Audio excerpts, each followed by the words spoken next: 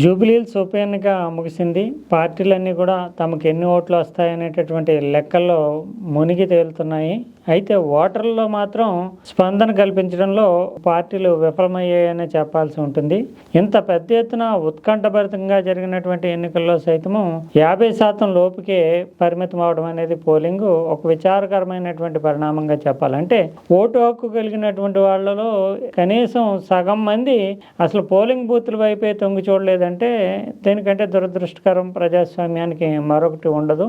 అందులోని ఈ tug of వార్గా, ఎందుకంటే 22 నెలల రేవంత్ రెడ్డి పరిపాలన, అదే సమయంలో ప్రభుత్వాన్ని వ్యతిరేకతని ఎన్కాష్ చేసుకోవాలని బీఆర్ఎస్ పార్టీ, తమ ప్రభుత్వం రేపొద్దున భవిష్యత్తులో ఎంఐఎంతో కలిసి జిహెచ్ఎంసీ ఎన్నికలకు వెళ్ళబోతోంది అనేటటువంటి సంకేతం ఇచ్చేటటువంటి తొలి ప్రయత్నంగా ఇక్కడ జూబ్లీహిల్స్ ఉప ఎన్నిక జరిగింది. ఈ నేపథ్యంలో అసలు ఇంతటి బలమైనటువంటి పోటీ జరుగుతున్న నేపథ్యంలో కనీసం 60-70% అన్న ఓటర్స్ వస్తారు అని చాలా రాజకీయ పరిశీలకులు అంచనాలు వేశారు. కానీ వాటన్నిటినీ తలకిందులు చేస్తూ ఓటర్ మాత్రం ఇంటి గడప దాటలేదని చెప్పాల్సి ఉంటుంది. ఈ పరిస్థితుల్లో ఇప్పుడు ఎగ్జిట్ పోల్స్ విస్తృతంగా ప్రజల మధ్య చర్చకు తావిస్తున్నాయి. ఎగ్జిట్ పోల్స్లో చూస్తే కనుక అధికార పార్టీ అయినటువంటి కాంగ్రెస్ పార్టీకే మెజారిటీ ఎగ్జిట్ పోల్స్ పట్టం కట్టాయి. ప్రధానంగా 8 ఎగ్జిట్ పోల్స్ వెలువడితే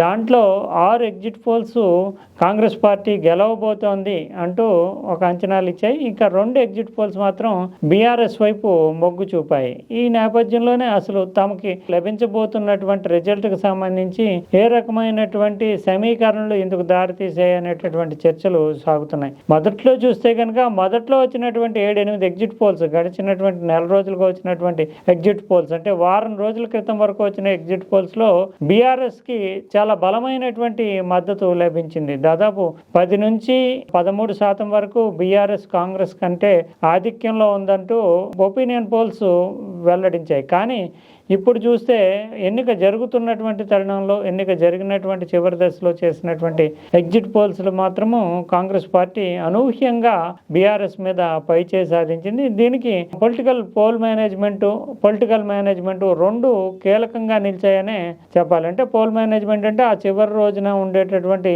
సమీకరణలు, డబ్బులు పంపిణీ కావచ్చు, మద్యం పంపిణీ కావచ్చు, లేదంటే పోలింగ్ బూత్లకి ఓటర్లు తీసుకురావడానికి స్థానికంగా ఉండేటటువంటి కార్యకర్తలు చేసినటువంటి కృషి కావచ్చు. మొత్తం మీద తమ పార్టీకి అనుకూలమైనటువంటి ఓటు బయటికి పోకుండా చూసుకోవడము, అదే సమయంలో తటస్థ ఓటర్లు కూడా తమ పార్టీకి ఓటు వేసేటట్టు చేసుకోవడము, విస్తృతమైనటువంటి హామీలని ప్రజల్లోకి తీసుకెళ్ళడం, ఇదంతా పోల్ మేనేజ్మెంట్లో చివరిలో బాగా బలమైనటువంటి పెద్ద ఎత్తున జరిగింది కాంగ్రెస్ పార్టీకి సంబంధించి. ఇంకా పొలిటికల్ మేనేజ్మెంట్ పరంగా చూస్తే కనుక కాంగ్రెస్లో ఉండేటటువంటి అసంతృప్తులన్నింటినీ కూడా చివరి దశకు వచ్చేటప్పటికి అణగారిలా చూసుకోవడము, వాళ్ళని నెమ్మదింప చేయడము, అంతేకాకుండా వివిధ వర్గాలు, కులాలకు సంబంధించినటువంటి నాయకులు, చోటా నాయకులు, ఆయా ప్రాంతాల్లో ప్రాబల్యం కలిగినటువంటి వాళ్ళందరినీ కూడా సంప్రదించి వాళ్ళంతా కూడా పార్టీకి మద్దతు ఇచ్చేలాగా పొలిటికల్ మేనేజ్మెంట్ చేయడము, ఇవన్నీ కలిసి వచ్చాయి కాంగ్రెస్ అనేటటువంటి విశ్లేషణలు వెలువడుతున్నాయి. మరోవైపు బీఆర్ఎస్ మాత్రము ఇంతవరకు ఓటమిని అంగీకరించే పరిస్థితి అయితే లేదు. తాము ఇది రకరకాలైనటువంటి రూపాల్లో అధికార పార్టీకి వ్యతిరేకంగా చెప్పడం ఎందుకు అనే ఉద్దేశంతో ఈ అంచనాలలో ఓటర్లు తమ అభిప్రాయాన్ని స్పష్టంగా చెప్పలేకపోయారు. కానీ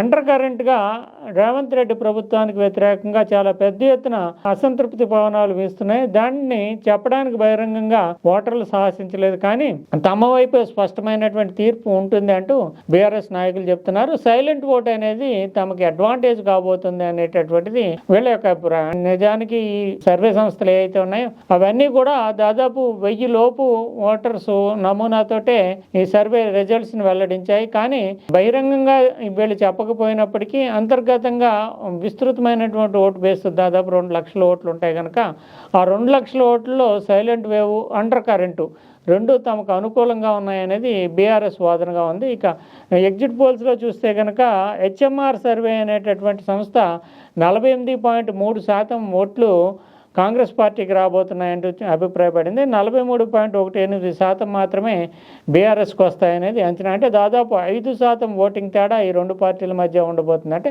±3 అంటారు. కామన్గా 2% ఇంకా ఎక్స్ట్రా ఇచ్చింది కనుక హెచ్ఎంఆర్ సర్వే ఆ రకమైనటువంటి ఫలితాలతోటి కాంగ్రెస్ పార్టీ పై చేయి సాధించబోతుందనే అంచనాలు వేసింది. ఇక చాణక్య స్ట్రాటజీస్ సంస్థ అయితే 46% అధికార కాంగ్రెస్ పార్టీకి దక్కుతుంటే 43% మాత్రమే బీఆర్ఎస్కి దక్కుతుందని చెప్పి, అంటే ఇక్కడ 3% మాత్రమే మొగ్గుని అధికార పార్టీకి కనబరిచింది చాణక్య స్ట్రాటజీస్. ఇక మరో వైపు చూస్తే కనుక ఆరామ్ అస్థాన్ అంటే గతంలో అనేక సర్వేలు చేయడానికి బాగా ప్రఖ్యాతి చెందినటువంటి తెలుగు మూలాలు కలిగినటువంటి సంస్థ. ఇది 47.4% అనేటటువంటిది కాంగ్రెస్ పార్టీకి మొగ్గిస్తే 39.25% మాత్రమే బీఆర్ఎస్ వైపు ఉన్నారు ఓటర్లు అని చెప్పింది. అంటే దాదాపు 8% ఓటింగ్ తేడాని ఆరామ్ అస్థాన్ చూపించాడు. అంటే అధికార పక్షానికి ప్రతిపక్షానికి మధ్య 8% వరకు కూడా ఓటింగ్ లో తేడా ఉంటుంది అనే అభిప్రాయాన్ని అంచనాల రూపంలో వెలువరించింది ఆరామ్ అస్థాన్ సంస్థ. ఇక స్మార్ట్ పోల్ అనేటటువంటి సంస్థ అయితే 48.3% అధికార పార్టీకి వస్తుంటే 43.18% ప్రతిపక్షమైనటువంటి బీఆర్ఎస్కి వస్తుంది. అంటే దాదాపు 5% ఓటింగ్ తేడా అధికార విపక్షాల మధ్య ఈ సంస్థ చూపించింది. ఇక బీఆర్ఎస్కి మద్దతుగా వెలువడినటువంటి రెండు సంస్థలు సర్వేలు చూస్తే కనుక మిషన్ చాణక్య అనే సంస్థ 41.01% బీఆర్ఎస్ వైపు ఉంటే, అంటే మెజార్టీ బీఆర్ఎస్ వైపు ఉంటే 39.43% కాంగ్రెస్ పార్టీ వైపు ఉంది. అంటే మెజారిటీని చాలా తక్కువగా నేరో మెజారిటీ 1.5% మాత్రమే ఇక్కడ కాంగ్రెస్కి బీఆర్ఎస్కి మధ్య తేడా చూపించింది. బీఆర్ఎస్కి మొగ్గు చూపించినప్పటికీ కూడా మెజారిటీ అనేటటువంటిది 1.5%కే ఇక్కడ వ్యక్తమైంది. పైన జరిగినటువంటి సర్వే సంస్థలన్నీ కూడా దాదాపు 5 నుంచి 8% తేడా ఇస్తే ఇక్కడ మాత్రము అధికార పార్టీకి వ్యతిరేకంగా ప్రతిపక్షం నెగ్గబోతోంది, ప్రతిపక్షానికి మెజారిటీ 1.5% ఉండబోతోంది అనేది మిషన్ చాణక్య వేసినటువంటి అంచనా. ఇక క్యూమేగా పొలిటికల్ స్ట్రాటజీ అనేటటువంటి సంస్థ మరో అంచనాతోటి ముందుకు వచ్చింది. ఇది ఇక్కడ మాత్రం 45% ఓటింగ్ బీఆర్ఎస్కి లభిస్తే కాంగ్రెస్ పార్టీకి 41% వస్తాయని అంచనా వేసింది. అంటే ఇక్కడ 4% అధికార పార్టీ కంటే కూడా బీఆర్ఎస్కి అధికంగా ఉంటుంది అనేటటువంటి అంచనాలతోటి ఈ క్యూమేగా పొలిటికల్ స్ట్రాటజీ వేసినటువంటి అంచనా ఉంది. ఇలా చూస్తే కనుక ఈ లెక్కలు, ఈ ఎగ్జిట్ పోల్స్ ఇవన్నీ మీడియాకి లేదంటే రాజకీయంగా పెద్దగా అవగాహన ఉన్నటువంటి వాళ్ళకి, పొలిటికల్ పార్టీలు క్యాడర్కి మాత్రమే పరిమితం అవుతాయి. కానీ బీఆర్ఎస్ మాత్రం తన శ్రేణుల యొక్క నైతిక స్థైర్యం దెబ్బతినకుండా వాళ్ళ పార్టీ పరంగా అంతర్గత అంచనాలు ఎవరికి వాళ్ళు వేసుకుంటున్నారు. కాంగ్రెస్ పార్టీ అయితే ఇప్పటికే ఒక మూడ్ అనేటటువంటిది, సెలబ్రేషన్ మూడ్ అనేటటువంటిది వాళ్ళ మధ్య చోటు చేసుకుంది. తాము నెగ్గబోతున్నాము అనేటటువంటి ధీమాకు వచ్చేసారు. ఇక బీఆర్ఎస్ మాత్రము తాము గట్టెక్కుతాము ఏదో రకంగా అంటూ దానికి సంబంధించి లెక్కలు ఇప్పుడు తీస్తున్నారు. అంటే షేక్పేట అనేది అత్యధిక సంఖ్యలో ఓట్లు ఉన్నటువంటి నియోజకవర్గంలోనే అత్యధిక సంఖ్యలో ఓట్లు ఉన్నటువంటి ప్రాంతం. ఈ షేక్పేటలో వచ్చేటటువంటి భారీ మెజార్టీ మిగిలిన చోట్ల వచ్చేటటువంటి లోపాన్ని, ఓట్ల తగ్గుదలని భర్తీ చేస్తుంది అనేది బీఆర్ఎస్ ఒక వాదన. అదేవిధంగా యూసఫ్గూడలో కూడా తాము సమానంగా ఓట్లు తెచ్చుకోగలిగాము అనేటటువంటి భావన బీఆర్ఎస్ లో వ్యక్తమవుతుంది. ఇక బోర్బండ్లో తమదే మెజార్టీ అనేది బీఆర్ఎస్ చెప్తుంది. అంటే 7 డివిజన్లకు గాను 3 డివిజన్లో తాము ఆధిక్యతను సాధించగలిగాము, అందులోని షేక్పేటలో భారీ ఆధిక్యత వస్తుంది కనుక మిగిలినటువంటి 4 డివిజన్లలో వచ్చేటటువంటి దాన్ని 3 డివిజన్లో వచ్చేటటువంటి దాన్ని కొంతమేరకు తగ్గిస్తుంది. బోరబండలో మాత్రం మెజార్టీ కొంచెం తమ వైపు వస్తుంది, యూసఫ్ కూడా న్యూట్రలైజ్గా ఉంటుంది అనేటటువంటిది బీఆర్ఎస్ అంచనాగా ఉంది. ఏదేమైనప్పటికీ కూడా ఎగ్జిట్ పోల్స్ అంచనాలు ఎలా ఉన్నప్పటికీ చాలా వరకు ఎగ్జిట్ పోల్స్ ఎగ్జాక్ట్ పోల్స్గా వాస్తవిక రిజల్ట్స్ని ప్రతిబింబించేటటువంటి సందర్భాలు కూడా తక్కువగానే ఉంటాయి. అందులోని టఫ్ కాంపిటీషన్ ఉన్నప్పుడు ఎగ్జిట్ పోల్స్ ఫలించేటటువంటి అవకాశాలు ఉండవు.